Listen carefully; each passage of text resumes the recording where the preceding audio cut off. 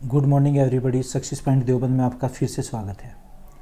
आज की वीडियो में हम करेंगे जीके सीरीज नंबर 56 और इसमें तुगलक वंश यानी कि मध्यकालीन इतिहास के बारे में हम चर्चा करेंगे। और इसका मध्यकालीन इतिहास का हमारा पार्ट सेकंड होगा। इससे पहले हमने एक वीडियो मध्यकालीन इतिहास पर बनाई है और लगभग 7 वीडियो हमारी प्राचीन इतिहास पर हैं। आप प्ले लिस्ट में देख सकते हैं जीके स्पेशल सीरीज। तो आज हमारी जो जीके स्पेशल सीरीज कौन सी होगी है 56 तुगलक वंश यानी कि मध्यकालीन इतिहास पर बेस्ड होगी। चलिए करते हैं। पहले हम देखते हैं कि तुगलक वंश में शासक कौन कौन से हुए, उनका शासनकाल कितना हुआ है। तो तुगलक वंश में वैसे तो हुए इसमें लगभग 8, लेकिन हम 3 के बारे में या 4 के बारे में ही चर्चा करेंगे। देखना, जो संस्थापक होंगे गियासुद्दीन तुगलक। गियासुद्दीन तुगलक का कार्यकाल 1320 से और 1324 तक रहा है ईस्वी तक। ऐसे ही दूसरे नंबर के हुए हैं मोहम्मद बिन तुगलक 1324 से 51 तक। उसके बाद में नंबर 3 पर रहे हैं फिरोज शाह तुगलक 1351 से 1388 तक। फिर मोहम्मद शाह तुगलक हुए हैं। फिर गियासुद्दीन तुगलक हुए हैं, गियासुद्दीन तुगलक शाह सेकंड या गियासुद्दीन सेकंड। फिर अबू बकर हुए हैं, नासिरुद्दीन महमूद, हुमायूं और नासिरुद्दीन। देखना, एक हुमायूं इसमें भी हुए हैं मुग़ल साम्राज्य में। ये हम बात कर रहे हैं दिल्ली सल्तनत की यानी कि सुल्तान की। तो इसमें इनका साम्राज्य विस्तार दिखाया गया, आप देख सकते हैं चित्र में। यानी कि गुजरात का कुछ भाग हिस्सा छूटा हुआ था और यहाँ से ये उड़ीसा और आंध्र प्रदेश का कुछ भाग था और लगभग कहिए कि केरला का। इस क्षेत्र में ये नहीं थे, बाकी और सभी क्षेत्र में इनका क्षेत्र विस्तार था, साम्राज्य विस्तार। तो हम ये पढ़ेंगे, शुरू करते हैं जी। नेक्स्ट देखना गियासुद्दीन तुगलक के बारे में। गियासुद्दीन तुगलक की क्या क्या विशेषताएं रही हैं। तो एक तो इसके संस्थापक थे तुगलक वंश के। शासनकाल क्या रहेगा 1320 से 1324 तक। यह तुगलक वंश का संस्थापक था। अच्छा जी। दूसरा, इसे मलिक गाजी की उपाधि प्राप्त थी। कौन सी उपाधि थी? गाजी की उपाधि प्राप्त थी। ओके। और एक था मंगोलों के विरुद्ध गियासुद्दीन की नीति कठोर थी। मंगोलों के जो यहाँ पर आक्रमण हुए थे उनका रिसिस्ट किया था, उनको रोका गया था। इसने तुगलकाबाद किले का निर्माण करवाया था और तुगलकाबाद को ही अपनी राजधानी बनाया था। यानी कि दिल्ली का एक नाम क्या है? तुगलकाबाद भी है। तो तुगलकाबाद की स्थापना करवाई, यहीं पर अपना महल भी बनवाया आगे और इसे अपनी राजधानी बनाया। नेक्स्ट पॉइंट देखते हैं, नहरों का निर्माण करने वाला पहला मुस्लिम सुल्तान। देखना, क्वेश्चन आता है कि नहरों का जंजाल किसने बिछाया था। वो तो फिरोज शाह तुगलक ने, लेकिन नहरों के निर्माण की शुरुआत किसने की थी? ये गियासुद्दीन तुगलक ने, है ना। यानी कि वो इनके तीसरे नंबर पर आएंगे। तो ध्यान देना है, नहरों का निर्माण प्रक्रिया किसने शुरू की और नहरों का जंजाल किसने बिछवाया था। आगे डाक व्यवस्था की शुरुआत की थी, ये किसने? गियासुद्दीन तुगलक ने, डाक व्यवस्था। आगे देखते हैं, पहली बार नहरों का निर्माण करवाया था, सड़कों की मरम्मत करवाई और पुलों का निर्माण करवाया। नेक्स्ट, इसका सूफी संत निजामुद्दीन औलिया से मनमुटाव था। एक ख्वाजा मोइनुद्दीन चिश्ती हैं, जैसे उनके शागिर्द या उनके शिष्य हुआ करते थे निजामुद्दीन औलिया, इनसे मनमुटाव रहता था, यानी कि तनावपूर्ण स्थिति दोनों में। इसने कुल 29 बार मंगोल आक्रमण को विफल किया। मंगोलों के जो यहाँ पर आक्रमण हुए थे ये कितने? 29 बार, 29। आगे इसमें औलिया ने, कौन से औलिया? निजामुद्दीन औलिया ने कहा था कि हुनौज दिल्ली दुरस्ते अर्थात दिल्ली अभी बहुत दूर है। तो यहाँ पर ये बताते हैं कि डेथ हुई थी, जो हत्या की गई थी या षड्यंत्र था जो भी कुछ, जूना खां किसका नाम था? मोहम्मद बिन तुगलक का, जो इनके पुत्र थे। जूना खां ने अफगानपुर के निकट लकड़ी का महल बनवाया था। ये लकड़ी का एक महल था। कहानी कुछ ऐसी थी कि जो गियासुद्दीन तुगलक थे ये एक विद्रोह को दबाने के लिए बंगाल पहुँचे थे, बंगाल। और जैसे बंगाल में वहाँ थे विद्रोह को दबाने के लिए, तभी बंगाल में ये पता चला कि जो उसका पुत्र है जूना खां यानी कि मोहम्मद बिन तुगलक, ये निजामुद्दीन औलिया से मिल चुका है, कोई षड्यंत्र रच रहे हैं। तो उसने कहा था कि दिल्ली में आकर इसकी सज़ा दी जाएगी दोनों को। लेकिन दिल्ली में पहुंचने से पहले ही निजामुद्दीन औलिया ने कहा था कि दिल्ली अभी बहुत दूर है ना, हुनौज दिल्ली दूरस्थ है, कि दिल्ली तक शायद नहीं पहुंच पाओगे। ये कोड भाषा में कहा था, चूँकि रास्ते में एक गाँव पड़ता था मुगलपुरा। ये दिल्ली के आउटर पर गाँव बताते हैं मुगलपुरा या अफ़गानपुर में इसने एक लकड़ी का महल बनवाया और इसने वारंगल से प्राप्त जो हाथी थे वहाँ से पकड़े थे उनकी प्रदर्शनी एक लगाई थी। तो बताते हैं कि जब गयासुद्दीन तुगलक यहाँ पर अपनी नमाज अदा करने लगे थे तो तभी हाथियों को खोल दिया गया था और वो हाथी इससे टकरा कर, जो कि वो भारी भरकम होता है, इसकी जो लकड़ियाँ होती हैं वो लकड़ियों से पिलर से टकराया हाथी और पिलर ध्वस्त हुआ, यानी कि पूरी जो छत थी वो गिर गई थी इसकी, और इसमें दबकर गयासुद्दीन तुगलक की मृत्यु हुई थी। कहाँ था ये महल? अफगानपुर के पास लकड़ी का महल बनवाया था। किसने बनवाया था? जोना खान ने और निजामुद्दीन औलिया ने, दोनों ने मिलकर षड्यंत्र रचा था। तो षड्यंत्र के तहत इसलिए मरवाया गया था, इसलिए कहा था इसने निजामुद्दीन औलिया ने कि दिल्ली अभी बहुत दूर है। अच्छा, आगे है, इस महल का वास्तुकार अय्याज खां था। क्या नाम था? अय्याज खां, इसका वास्तुकार जिसने ये महल बनाया था, है ना, अय्याज का पुत्र अहमद, अय्याज खां का पुत्र अहमद खां। इसी महल के गिरने से गयासुद्दीन तुगलक की मृत्यु हुई थी। इसमें दबकर मरा था। दबा कैसे था? कैसे गिरा था? गिराया गया था हाथियों के द्वारा। आगे इसमें इतिहासकारों के अनुसार गयासुद्दीन की मृत्यु एक षड्यंत्र था। षड्यंत्र किस किस का? निजामुद्दीन औलिया का और इसके पुत्र जोना खां का षड्यंत्र था, वो मारना चाहते थे। आगे देखिएगा, मोहम्मद बिन तुगलक, तुगलक के बारे में ये सबसे इंपॉर्टेंट है। तुगलक वंश के सबसे इंपॉर्टेंट शासक के नाम तुगलक का। अच्छा देखना, शासनकाल क्या रहेगा? 1325 से 1351 तक ये दिखा गया तुगलक को। यहाँ पर देखिएगा, जोना खां या मोहम्मद बिन तुगलक के नाम से दिल्ली की गद्दी पर बैठा और मूल नाम क्या था? उलूग खां। उलूग खां, जोना खां या तुगलक, है ना, ये तीनों नाम एक ही व्यक्ति के। दो उपाधि थी, जोना खां और एक क्या था इसमें? उलूग खां। उलूग, उलूग खां, इसका मीनिंग ये था, ये उपाधि ऐसी थी कि एक वक्त में एक ही व्यक्ति के पास रहती थी, एक समय में एक व्यक्ति, कि दूसरे को नहीं दी जाएगी उस टाइम पर। अच्छा, अपनी सनक भरी योजनाओं, है ना, या क्रूरता कृत्यों के कारण, सुख दुख के प्रति अपेक्षा का भाव रखने के कारण इसे क्या कहा गया? सौपनशील बादशाह या पागल बादशाह या फिर रक्त पिपासु बादशाह। चूँकि इसने 5 घृणित कार्य किए थे, 5 कार्य, और 5 ही घृणित थे बहुत ही, अभी उन पर चर्चा होगी। और बर्नी निजामुद्दीन, ये बदायूं, जाउद्दीन बर्नी निजामुद्दीन औलिया या बदायूं जैसे इतिहासकार सुल्तान की अधर्मी घोषित किया था। इसको ये भी कहा था कि अधर्मी था, धार्मिक व्यक्ति नहीं था। एडवर्ड टॉमस ने इसे धनवानों का राजकुमार कहा था, धनवानों का राजकुमार, है ना, इसने टैक्स लगा दिए थे कुछ ऐसे। तुगलक ने दोकानी नामक सिक्के का प्रचलन किया था। दोकानी एक ही सिक्के थे, है ना, डोकनी भी कहीं पर लिखा हुआ है, तो इसके बारे में आगे देखते हैं। मोहम्मद बिन तुगलक की योजनाएं, इसकी योजनाएं क्या क्या थी? इसने 5 कार्य किए थे और 5 ही असफल रहे थे, है ना, असफल, 5 कार्य फेल हुए थे। इसका पहला कार्य क्या था? नंबर 1, दोआब क्षेत्र में कर वृद्धि। दोआब क्षेत्र में कर वृद्धि, तो कर वृद्धि क्या थी? इसमें टैक्स बढ़ाया था, लेकिन तभी यहाँ पर अकाल पड़ जाता है और इसने सोनधारी एक यहाँ पर ऋण जारी किया था, सोनधारी। दूसरा दिया गया है राजधानी परिवर्तन। इसने राजधानी परिवर्तित की थी अपनी, कहाँ से? दिल्ली से दौलताबाद, दिल्ली से दौलताबाद, दिल्ली से दौलताबाद राजधानी।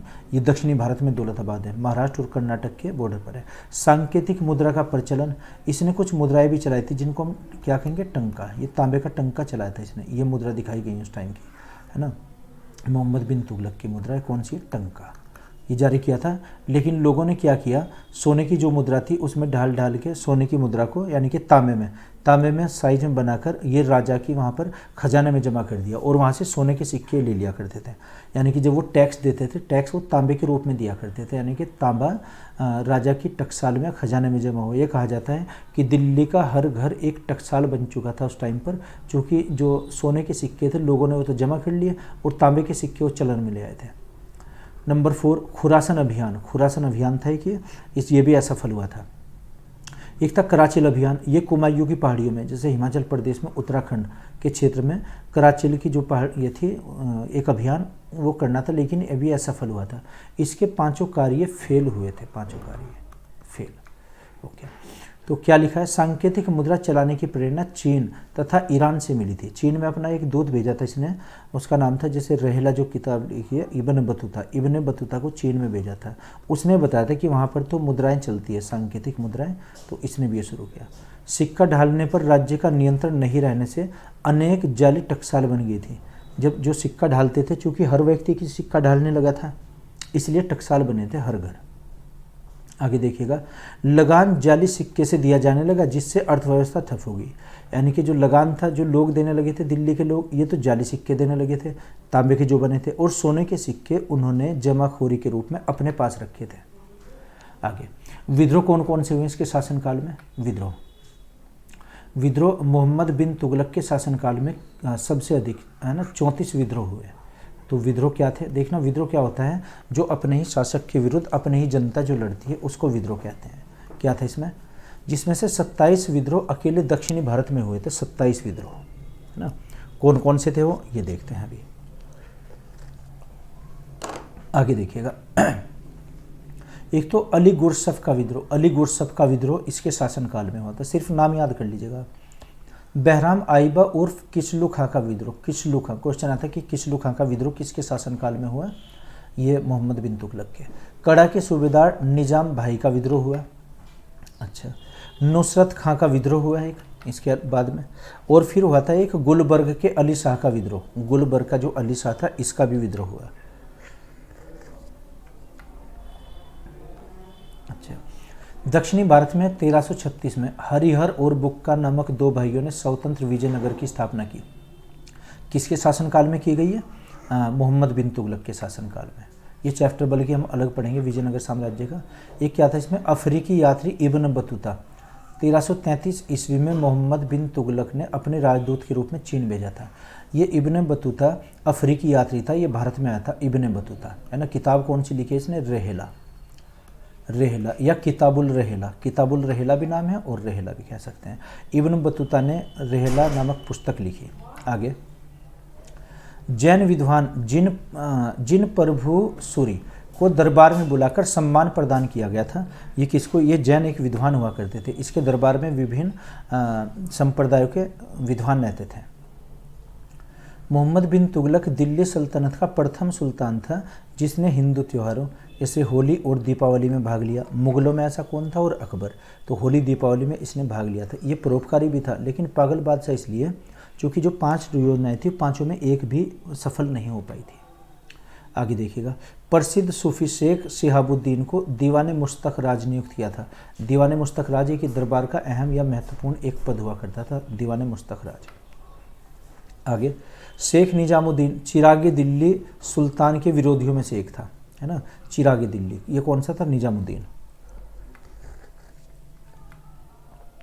क्वेश्चन है, तुगलक की मृत्यु कैसे हुई थी? थट्टा, पंजाब में पड़ता है थट्टा। थट्टा के निकट गोंडाल में वह गंभीर रूप से बीमार हो गया था, जिस कारण से मृत्यु हुई। तो इतिहासकारों ने इसकी मृत्यु पर कुछ कमेंट किए थे। क्या कमेंट थे? जैसे इतिहासकार बदायूनी, अब्दुल कादिर बदायूनी ने कहा कि सुल्तान को उसकी प्रजा से और प्रजा को उसके सुल्तान से, यानी कि बादशाह को प्रजा से और प्रजा से बादशाह को मुक्ति मिली है। ये किसका कथन है? ये अब्दुल कादिर बदायूनी का कथन। ये इसी के समकालीन का इतिहासकार था। आगे फिर इसामी ने लिखा है, इसामी सुल्तान मोहम्मद बिन तुगलक को इस्लाम धर्म का विरोधी बताया, इसामी ने। आगे, यह सर्वाधिक विद्वान और सुसंस्कृत शासक भी था, पढ़ा लिखा भी था, और वैसे परोपकारी या रक्त पिपासु इसीलिए कहा गया क्योंकि ये सजा भी दिया करता था। आगे देखिए बात, अपने सिक्कों पर उसने कुछ ये चिन्ह अंकित करवाए थे। अपने सिक्कों पर अल सुल्तान जिल्ली अल्लाह लिखवाया था एक इसने, है ना। एक था यानी कि सुल्तान ईश्वर की छाया प्रतिबिंब। ये इस नाम के सिक्के चलाए थे। सुल्तान ईश्वर का समर्थक होता है, समर्थक के बारे में। आगे, ये वाक्य अंकित करवाए इन्होंने। अच्छा, मोहम्मद बिन तुगलक एक अच्छा कवि और संगीत प्रेमी था, ये याद रखना है आपको। संगीत प्रेमी कौन था इसमें? मोहम्मद बिन तुगलक संगीत प्रेमी और कवि भी था। तो इसने कुछ संगीत पर किताब भी लिखी है एक। इसके बाद में फिर उत्तराधिकारी बने जो फिरोज शाह तुगलक। फिरोज शाह तुगलक 1320 से, और ये रहेगा कार्यकाल 24 तक। कार्यकाल ये शायद गलत हो गया क्योंकि इसके बाद आएगा 27 में, तो यहाँ पर फिरोज शाह तुगलक का पहला राज्याभिषेक थट्टा में हुआ था, है ना, थट्टा जो पंजाब में। दूसरा राज्याभिषेक दिल्ली में सन 1351 में हुआ था, है ना। तो ये 50 से 74 शायद सन है इसका, ये नहीं है। तो दूसरा क्या? थट्टा में राज्याभिषेक, और दूसरा कहाँ पर? दिल्ली में हुआ फिर। अच्छा जी, आगे प्रमुख कार्य क्या क्या थे इसके? कार्यों में देखते हैं। फिरोज शाह तुगलक ने सभी कर्जे माफ़ कर दिए जिसमें सोनधारी ऋण भी था। एक सोनधारी ऋण है ना, जो मोहम्मद बिन तुगलक ने किसानों को ऋण दिया था वो माफ़ कर दिया था इसने, तो कर्ज माफ़ किया था। आगे 300 नए नगरों की स्थापना की गई जिसमें 5 बड़े नगर थे। कौन कौन से नगर थे वो? जैसे हिसार कहाँ? हरियाणा में। नंबर 2 फिरोजाबाद, कहाँ है फिरोजाबाद? ये उत्तर प्रदेश में। आगे इसमें फतेहाबाद हरियाणा में। आगे जौनपुर उत्तर प्रदेश में एक इस नगर की स्थापना, और एक फिरोजपुर नगर बसाया था पंजाब में। तो ये 5 नगर थे, है ना, फिरोजाबाद, फतेहाबाद, फिरोजपुर और एक हिसार और जौनपुर। ये 5 नगर बने हैं इसके शासनकाल में, तो इन्हें आप नोट कर लीजिए। आगे देखिएगा, जौनपुर नगर की नींव फिरोज ने अपने चचेरे भाई, है ना, फखरुद्दीन जोना यानी कि मोहम्मद बिन तुगलक की स्मृति में डाली थी, है ना। फखरुद्दीन जोना नाम था इसका, और जोना खां। फिरोज ने खिजराबाद और मेरठ से अशोक के 2 अभिलेख लाकर दिल्ली में स्थापित किए थे, जिनको दिल्ली टोपरा और दिल्ली मेरठ के नाम से जाना जाता था। खिजराबाद ये अम्बाला के पास पड़ता है, कहीं कहीं पर बुक्स में ये सहारनपुर भी आता है लिखा हुआ। तो ये क्या थे? जो अशोक के अभिलेख थे इस टाइप से, इन्हें कहाँ पर लगवाया था? दिल्ली में, लेकिन रास्ते में ले जाते हुए वो टूट गए थे। आगे, जिसे दिल्ली टोपरा या दिल्ली मेरठ के नाम से जाना जाता है। कौन कौन से? दिल्ली मेरठ या दिल्ली टोपरा, ये आ जाएंगे 2। आगे इसमें फिरोज ने एक रोजगार का दफ्तर की स्थापना की थी। रोजगार दफ्तर, ये भी क्वेश्चन आता है कि रोजगार दफ्तर किसने बनाया था?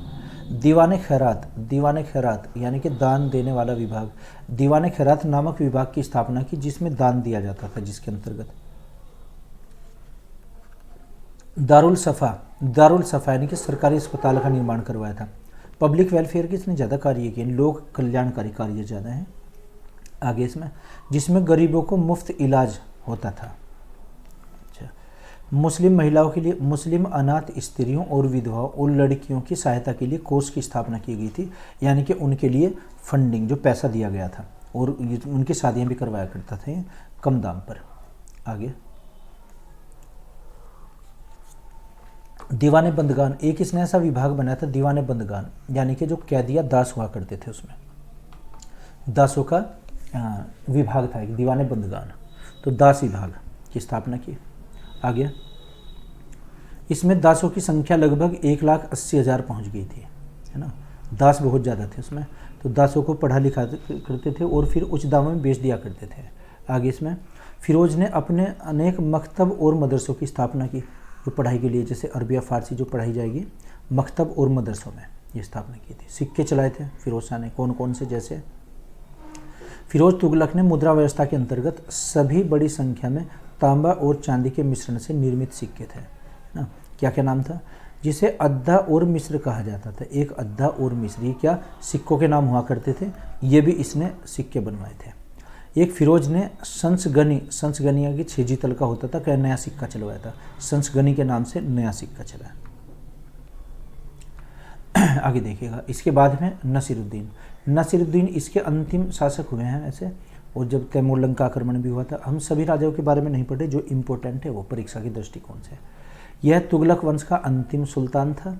अच्छा, महमूद तुगलक के समय में मलिक सरवर नामक एक हिजड़े सुल्तान ने मलिक उस सर्क की उपाधि धारण की थी। कौन सी उपाधि? मलिक सर्क या सर के मलिक, है ना, ये क्या था? एक मलिक सरवर नाम था इसका, तो इसको दी गई थी। और जौनपुर में स्वतंत्र राज्य की स्थापना की। इस हिजड़े ने जौनपुर नगर बसाया था इसी के शासनकाल में। आगे मोहम्मद तुगलक का शासन इस समय दिल्ली से पालम तक सिमट गया था। इतिहासकारों का कहना था कि जो महमूद तुगलक यानी कि नासिरुद्दीन का जो साम्राज्य था वो ज़्यादा दूर तक नहीं था, बस दिल्ली से और पालम तक ही था। दिल्ली में सिमट कर रह गया था। इसके बारे में कहावत जारी है। तैमूरलंग, देखना, जो तैमूरलंग ने दिल्ली पर आक्रमण किया था 1398 में। तैमूरलंग नाम इसलिए चूँकि ये लंगड़ा कर चलता था, इसके पैर में थोड़ा फ़र्क था, तो ये कौन है? तैमूरलंग का आक्रमण हुआ था, या इसने फिर विजित किया था अपने क्षेत्र में, और अपना एक खिजर खां को ये उत्तराधिकारी छोड़ा था। वो अगले वंश का फिर संस्थापक बना था, है ना, तैमूरलंग। याद रखिएगा तैमूरलंग, इसकी सबसे बड़ी इंपॉर्टेंट एक ये चीज़ है। आगे देखिएगा, एक पैर से लंगड़ा होने के कारण उसका नाम तैमूरलंग पड़ा। अच्छा जी, तो इसलिए यहाँ पर लगभग 15 दिनों तक इसने लूटपाट की थी और युद्ध किया था, तो यहाँ से विजित कर दिया था, नासिरुद्दीन को हरा दिया था इसने युद्ध में। तैमूर के आक्रमण से डटकर दोनों सुल्तान राजधानी से भाग गए थे, इससे डरकर भाग गए थे, डरे थे ना कि डटकर। आगे देखिएगा, 15 दिन तक दिल्ली में रहने के बाद तैमूर वापस चला गया और खिज्र खां को अपना उत्तराधिकारी बनाया। कितने दिन तक? 15 दिन तक। और देखना, जब हम पढ़ेंगे करनाल का युद्ध जो नादिर शाह था, उसने दिल्ली में 57 दिनों तक लूटपाट की थी, 57 डेज, और ये कितना 15 दिनों तक लूटपाट इसने की और बाद में अपना उत्तराधिकारी खिज्र खां को बनाया था। आगे देखिएगा, परीक्षा में पूछे गए कुछ क्वेश्चन हैं जो इस चैप्टर से क्वेश्चन पूछे गए हैं, तुगलक वंश से। तो आप ये साथ साथ नोट कर लीजिएगा, क्योंकि ये परीक्षा के दृष्टिकोण से काफ़ी इंपॉर्टेंट क्वेश्चन है, आपको परीक्षा में काफ़ी हेल्प मिलेगी इससे। रिवीजन जितना ज़्यादा आप कर सकते हो रिवीजन। तो पहला क्वेश्चन है, कृष्णदेवराय के दरबार में अष्टदिग्गज क्या थे? तेलुगु और साहित्य के प्रसिद्ध 8 कवि थे। ये 8 कवि थे अष्टदिग्गज। देखना, अष्टप्रधान शिवाजी के दरबार में हुए और अष्टदिग्गज कृष्णदेवराय के। हजारा और विट्ठल नाथ मंदिर का निर्माण किसने करवाया था? कृष्णदेव ने, है ना, कृष्णदेव, ये कृष्ण लिखना है, कृष्णदेव। एक किताब भी लिखी थी, आमुक्त मालदया और जामवंती कल्याणम।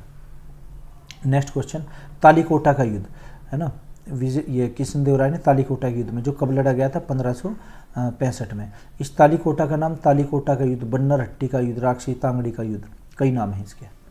आगे, तालीकोटा के युद्ध में विजयनगर का नेतृत्व किसने किया था? है ना, राम राय ने इसका नेतृत्व किया तालीकोटा के युद्ध में, लेकिन तहस नहस हो गया था सब कुछ। तुलु वंश का अंतिम शासक कौन था? सदाशिव। ये हम विजयनगर साम्राज्य अलग से पढ़ेंगे, तो हमने क्वेश्चन इसमें दिए हैं ताकि उससे एक आइडिया हो जाए कि क्वेश्चन कैसे आते हैं परीक्षा में। बहमनी साम्राज्य का संस्थापक, है ना, अलाउद्दीन बहमन शाह। ये बहमनी साम्राज्य, यानी कि विजयनगर और बहमनी दोनों समानांतर थे। बहमनी साम्राज्य की राजधानी गुलबर्गा इसकी राजधानी बनाई गई थी। जामा मस्जिद का निर्माण किसने करवाया था? है ना, हुसैन शाह सरगी ने। हुसैन शाह सरगी, जामा मस्जिद, ये कहाँ पर? जौनपुर की। ये जौनपुर की बात हो रही है। कभी आप दिल्ली की जामा मस्जिद समझे, वो तो शाहजहाँ ने बनवाई थी। आगे, महाभारत और राजतरंगिणी का फारसी में अनुवाद किसने करवाया था? जैनुल आबिदीन, जो कहाँ पर? कश्मीर के शासक भी रहे, जैनुल आबिदीन। आगे देखिएगा आप। नेक्स्ट क्वेश्चन है, मांडू के किले का निर्माण किसने करवाया था? हुसैन शाह सरकी ने करवाया था। हुसैन शाह ये सरकी, मांडू का किला, है ना, जो बांग्लादेश या उसकी सीमा पर है। राणा कुंभा ने 1446 में किसका निर्माण करवाया था? विजय स्तंभ चित्तौड़गढ़ में, है ना, चित्तौड़गढ़ में विजय स्तंभ, है ना, अपनी विजय के उपलक्ष्य में। नेक्स्ट क्वेश्चन है, खानवा का युद्ध 17 मार्च सन 1527 में हुआ था। कहाँ पर? राणा सांगा और ये बाबर के बीच में, है ना। विजित किसकी हुई थी इसमें? विजय कौन बना इसमें? बाबर ने राणा सांगा को करा दिया। 1576 में हल्दी घाटी का युद्ध हुआ था, राणा प्रताप और अकबर के बीच में, है ना। किस किस के बीच में? महाराणा प्रताप और अकबर के बीच में हुआ था हल्दी घाटी। ये हल्दी घाटी कहाँ है? राजस्थान में। हल्दी घाटी राजस्थान में आ जाएगा। आगे, मेवाड़ की राजधानी क्या थी? चित्तौड़गढ़। मेवाड़ की राजधानी चित्तौड़गढ़। आगे, गुरु नानक का जन्म कहाँ पर हुआ था? सन 1469 में पंजाब में तलवंडी में हुआ था। पंजाब के तलवंडी में गुरु नानक का जन्म हुआ। आगे, मुगल वंश का संस्थापक कौन था? बाबर। नेक्स्ट क्वेश्चन देखते हैं, बाबर का नाम क्या था? जहीरुद्दीन मोहम्मद बाबर, है ना। इस पर अगली वीडियो बनाएंगे पूरी मुगलों पर, तो क्वेश्चन देख लीजिए तब तक कि क्वेश्चन किस टाइप के आएंगे। बाबर का जन्म कहाँ पर हुआ था? 24 फरवरी सन 1483 में फरगना में। आगे, बाबर का भारत पर आक्रमण करने का न्योता किसने दिया था? पंजाब के शासक दौलत खान लोधी ने। अगर दौलत खान लोधी नहीं हुआ फिर आलम खान लोधी लगाएंगे। उसने भी वो बताते कि इनवाइट किया था यहाँ आने के लिए। बाबर के तोपची कौन थे जो तोप चलाने का कार्य करते थे? उस्ताद अली खां और मुस्तफ़ा। उस्ताद अली खां और मुस्तफ़ा खां, ये दो उसके तोपची हुआ करते थे। और तोप की टेक्निक का नाम था रोमी पद्धति। रोमी पद्धति पर वो लगाते थे, अपनी तोपें सजाया करते थे, यानी कि दो तोपों के बीच में कुछ गैप दे दिया करते थे वो। आगे, भारत में बाबर का अंतिम युद्ध कौन सा था? घाघरा का युद्ध 1529 में जो लड़ा गया है। नेक्स्ट क्वेश्चन, तोपखाने का प्रयोग बाबर ने किस युद्ध में किया था? पानीपत के युद्ध में। तोपखाने का पहली बार, वैसे बाजोर और भेरा के युद्ध में भी हो चुका था। बाबर ने गाजी की उपाधि धारण की थी खानवा के युद्ध के बाद।